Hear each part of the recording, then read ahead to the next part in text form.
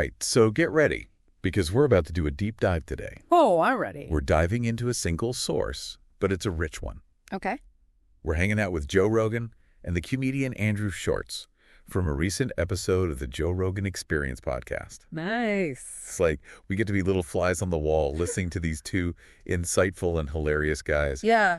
As they riff on everything from stand-up comedy and fatherhood to simulation theory, Right. even some health tips. Oh, wow. It's a wild ride, It's a fascinating blend of humor and deep thought. which is what we're all about. Exactly. So Yeah. early on, Schulz talks about how he used to secretly hope other comedians would bomb, Oh, yeah. that kind of competitive thing. Yeah, sure.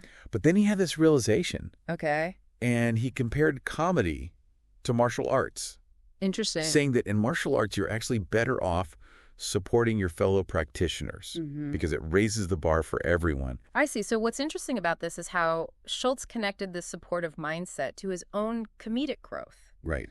He said that wanting others to fail was actually holding him back. And those are his words. He said it was a bitch-ass thought. Wow. So it wasn't just about being a nice guy. No. It actually impacted his work. Yeah. And that makes me think, could this apply to other fields? For sure. Like imagine a workplace where everyone's genuinely rooting for each other's success. It's a powerful idea. That's a powerful idea. It challenges that traditional, dog-eat-dog mentality that a lot of workplaces have. Right. And it suggests that a more collaborative approach could unlock a lot of potential, not just in comedy, but in any field. I love that. Yeah. And speaking of needing space to grow, Schulz also emphasizes the importance of taking breaks after big projects, like releasing a comedy special. Oh, yeah. He uses that time to reflect and evolve and come back with fresh perspectives. This idea of intentional pauses, it really resonated with me as well. It applies to any creative process, I think, whether you're a comedian, writer, entrepreneur, whatever. For sure. Giving yourself that time to process and recharge can lead to those real breakthroughs. Okay, so next up they get into Kill Tony, Okay. which is this show that's giving up-and-coming comedians a chance to perform. Yeah. Rogan and Schulz are clearly fans. Mm-hmm. They even praise Tony Hinchcliffe, the host, who's known for helping these new comics craft their first killer jokes. Oh, nice. It's a great example of the collaborative spirit they were talking about earlier. Yeah, for sure. It shows that comedy isn't just about solo genius, it's about community, Yeah. support, and feedback. Uh-huh. And ultimately, that helps shape a comedian's voice. I like that. So Yeah. this then segues into a discussion about authenticity in comedy being key. Okay. Rogan says, and I quote, "You can kind of get away with whatever you want if it's pure." Mm-hmm. And Schulz adds that comedy's there, and then we find it. Right. It's like they're saying comedians are discovering truths, not just inventing jokes. It really reframes the way we think about the creative process. Yes. They're saying that comedians are tapping into something bigger than themselves. And They're uncovering those existing truths and perspectives that resonate with the audience. then they riff on this idea of having challenging opening acts to actually push the headliner. Okay. Imagine that. Each act raises the bar. Yeah, it goes back to their commitment to putting on a great show. Yes. It's not just about individual egos, it's about creating a dynamic, engaging experience for the audience. Speaking of engagement, both Rogan and Schulz get real about the importance of actually caring about the audience. Mm-hmm. They talk about their pre-show rituals, Yeah. even getting nervous before going on stage. Oh, that's interesting. It's kind of comforting knowing that even seasoned pros get butterflies. Yeah, for sure. Right. It humanizes them. It reminds us that even the most successful people still experience that vulnerability. But what's really inspiring is how they channel that nervous energy into a desire to connect with the audience and deliver their best. And Schulz sums it up perfectly. How so? He says, caring is cool in comedy. I like that. It's about respecting the audience, Yeah. honing your craft, putting in the effort. Mm-hmm.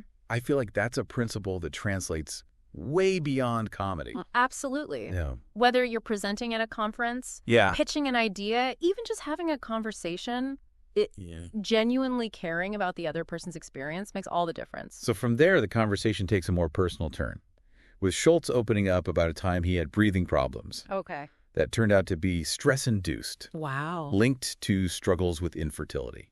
That's a really vulnerable moment for Schulz, Yes. It highlights those often unspoken pressures and anxieties around infertility. Yeah. And it reminds us that even those who seem to have it all together still face personal challenges and uncertainties. And this leads naturally into a conversation about fatherhood. Okay. Both comedians talk about how becoming dads completely transformed their perspectives and their work ethics. Yeah. Like a whole new level of purpose was unlocked. It really reinforces the idea that those big life events, particularly becoming a parent, can be a catalyst for growth. It can reshape your priorities, your values, even your sense of self. And Schulz then gets candid about his experience with IVF, expressing surprise at how many people in his circle have also gone through it. Right. He even mentions feeling isolated about the topic. And this is so important. By openly discussing their experiences, they're helping to normalize these challenges and create space for others to feel less alone, especially given all the societal pressure around starting a family. Absolutely. And interestingly, Schulz also highlights Trump's support for IVF access. Oh, wow. Which some people might find surprising. Yeah. It shows that even on divisive political topics, there can be common ground. It reminds us to look beyond the labels and consider the actual impact of policies on people's lives. Yeah. Complex issues rarely fit neatly into those predetermined ideological boxes. And then Rogan drops this beautiful analogy, comparing raising kids to understanding the cycle of life. He says we should think of everyone as a baby that became a 60-year-old man. Wow. Such a profound way to shift your perspective. I know, right? It encourages us to see beyond the surface and recognize that shared human experience that connects us all. Everyone, regardless of their age or their stage in life, carries within them a whole history and a potential for growth.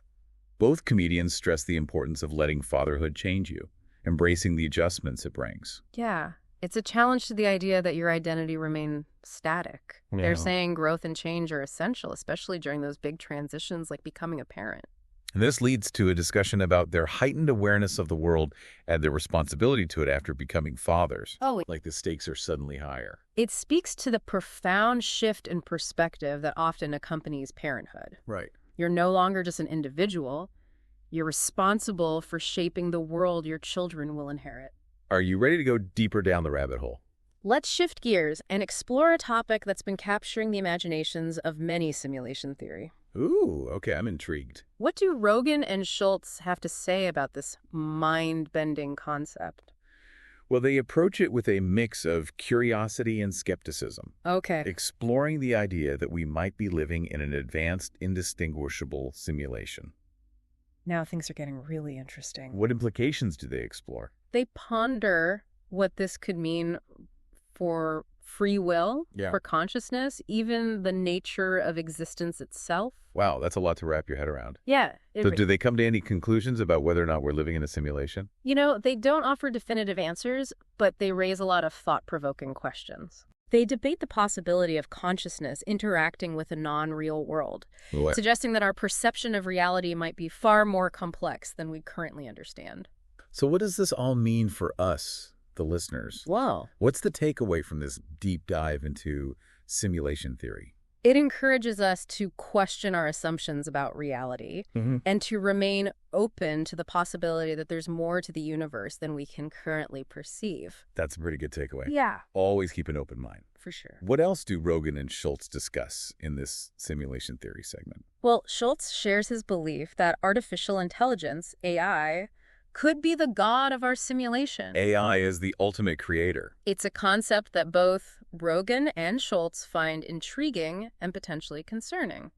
That's wild. Yeah. Does Rogan share this view? He brings up Elon Musk's warnings about the potential dangers of AI, while also acknowledging its potential benefits. It's a balanced perspective, highlighting the need for responsible development and consideration of AI's ethical implications. This AI discussion is getting pretty heavy. Maybe we should switch gears again and explore something a bit lighter before moving on. Sounds good. How about we delve into a topic that's close to Rogan's heart? Okay. Health and wellness. Perfect. I'm always up for some health tips. What do they have to share in this part of the episode? Well, Rogan talks about his personal experience with stem cell therapy for a rotator cuff tear. Really? Emphasizing the remarkable healing he experienced. Stem cell therapy? That sounds pretty cutting edge. It really speaks to those incredible advances in regenerative medicine. Yeah. You know, Rogan is a huge proponent of exploring alternative approaches to healing, and he's always eager to share what he's learned. He even mentions specific clinics and names like Dr. Rody McGee and Brigham Beer, CEO of Wastiare. Oh, wow. He clearly does his research. Yeah. It makes me want to learn more about these cutting-edge treatments. It's definitely worth exploring, but it's not just about these high-tech therapies. Okay. Rogan and Schulz also emphasize the importance of those simpler, more accessible practices for overall well-being. Like what? Like cold plunging, sauna use, and regular exercise. They seem to be big believers in taking a holistic approach to health. Absolutely. And I remember Rogan citing a Finnish study that linked frequent sauna use to a 40% decrease in all-cause mortality. Wow, that's huge. It's a pretty compelling statistic. It really shows how powerful those lifestyle choices can be when it comes to our health and longevity. It makes you want to book a sauna session right now. I know. And remember how Schulz shared his own workout routine? Yeah. Which includes physical therapy, cold plunges, and specific exercises for shoulder health. They're both really into cold plunging. I'm sensing a trend here. Maybe I should try it too. Well, it seems like cold plunging is gaining traction in the wellness world. Yeah. There's a lot of anecdotal evidence about its potential benefits. Like what? Including faster recovery, reduced inflammation, even enhanced mental clarity. Wow, this is a lot to take in. It is. This deep dive into Joe Rogan's conversation with Andrew Schulz has already taken us on quite a journey. Nice. Oh. From stand-up comedy and the collaborative spirit to fatherhood's transformative power and the mind-bending possibilities of simulation theory. And we even touched on some cutting-edge health practices. We did. What's standing out to you so far? That's a tough one. There's so much swirling around in my head. Yeah. I think the discussion about supportive mindsets in comedy really stuck with me. Oh, yeah? It makes you wonder how a more collaborative approach could revolutionize other industries. It's a great point. It challenges that traditional every man for himself mentality right. and suggests that a rising tide lifts all boats. And Rogan's analogy about thinking of everyone as a baby who became a 60-year-old man is such a powerful reminder to approach others with empathy. Absolutely. It's a perspective that can really help us navigate difficult interactions and cultivate more compassionate relationships. This episode is chock full of thought-provoking ideas. It is. And insightful observations. It really shows the power of genuine conversation. Yes. And exploring diverse perspectives. I'm ready to hear more.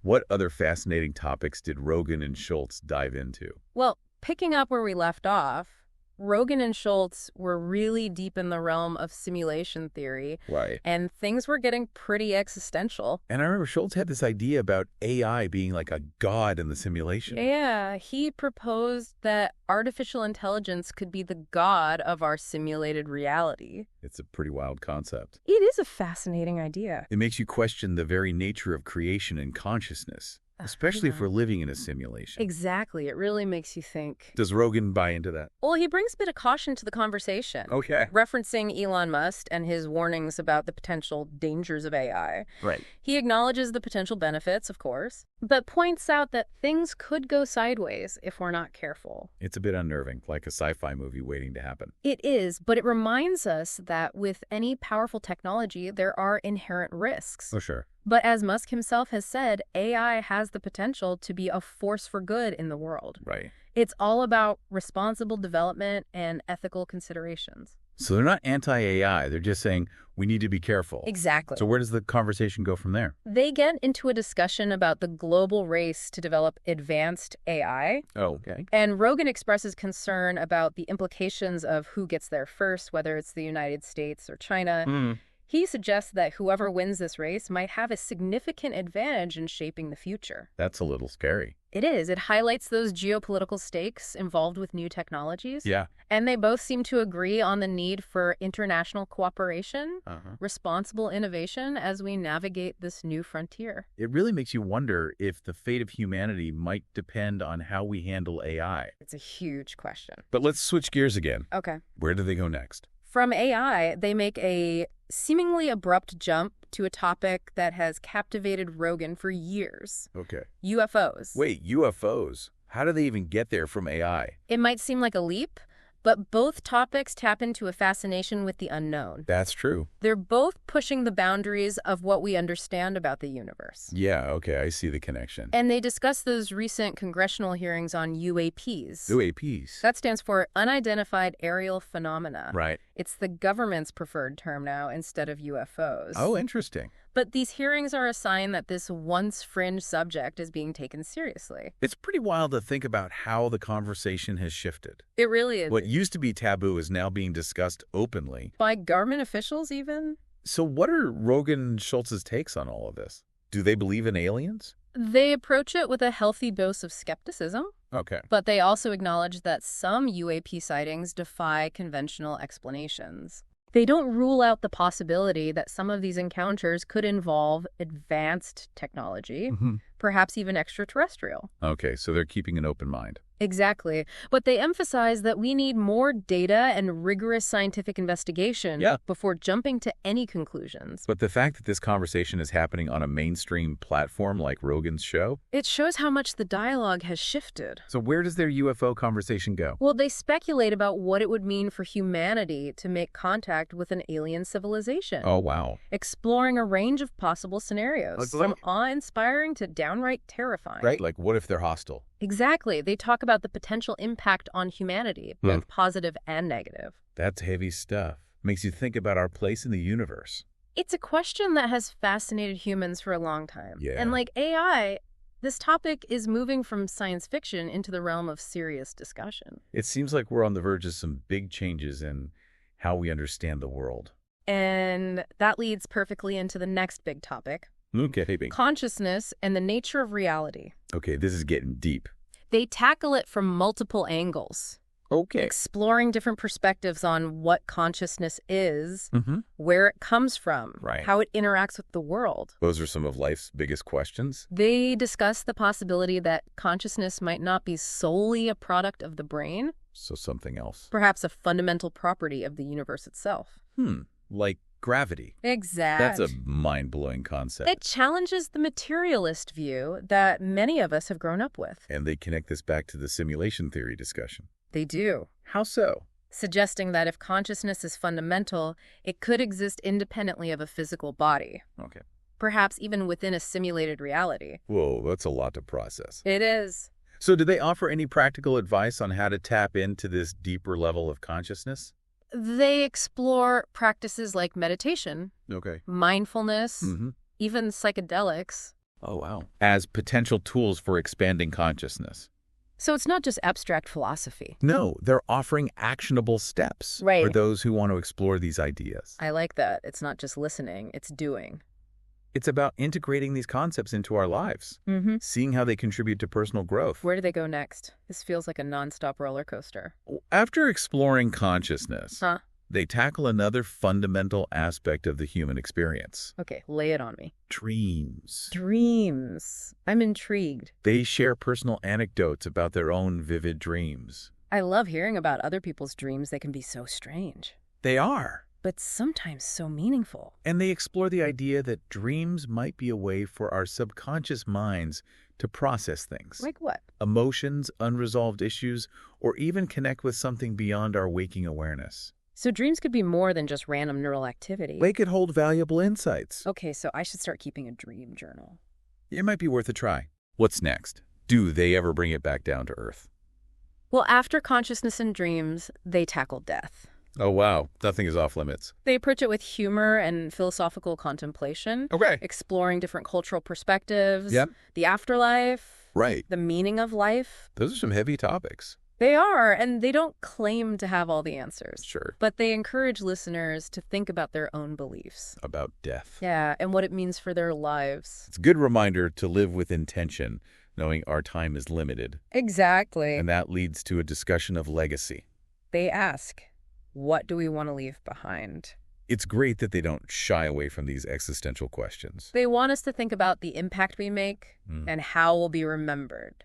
This whole deep dive has been a roller coaster of insights. It has. I'm feeling inspired. Me too. What else did they talk about? So we've explored everything from simulation theory and AI to UFOs, consciousness, and even death. What else could they possibly have talked about? Well, they circle back to health and wellness. Remember, Rogan is a big enthusiast. Oh, right. He was going on about stem cell therapy. Yeah, he was really excited about how it helped his rotator cuff. It is amazing that these kinds of treatments are even possible. It really is a testament to regenerative medicine. He even mentioned specific clinics and doctors, like Dr. Rody McGee and that guy Brigham Buer, the Waste to Well CEO. Rogan definitely does his research. It makes me want to look into these treatments. It's worth exploring, but it's not all high-tech stuff. Well, Rogan and Schulz also talk about those simpler things like cold plunging, saunas, just regular exercise. More accessible stuff for well-being. Exactly. And Rogan cited that Finnish study about saunas.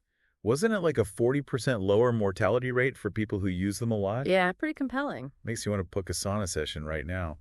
For sure, and Schulz was sharing his own routine, too. Right, with the physical therapy and cold plunges for his shoulders. They're both really into that cold plunge thing. I'm sensing a trend. Maybe I need to try it. It seems pretty popular. So, besides saunas, what's the takeaway from their health talk? They really want people to be active in their own well-being, both traditional and alternative stuff. Empowering yourself. Exactly, making informed choices and doing what supports your health, physically, mentally, all of it. That ownership piece is important. And this conversation had much more than just health tips. What stood out to you overall? Their focus on personal responsibility was big, not just for health, but for everything. They're both very driven.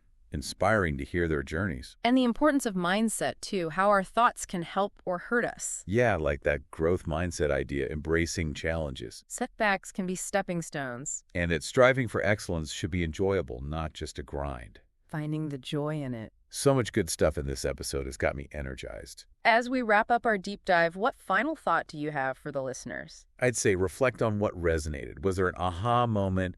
Did the simulation theory get you thinking? Or maybe you'll try cold plunging. There's so many paths to explore. It's true. Learning is a lifelong journey, and challenging our assumptions is often how we grow the most. So keep those deep dives coming. Don't be afraid to explore, and let us know what stood out to you. We love hearing your thoughts. Until next time, keep exploring, keep learning, and keep diving deep.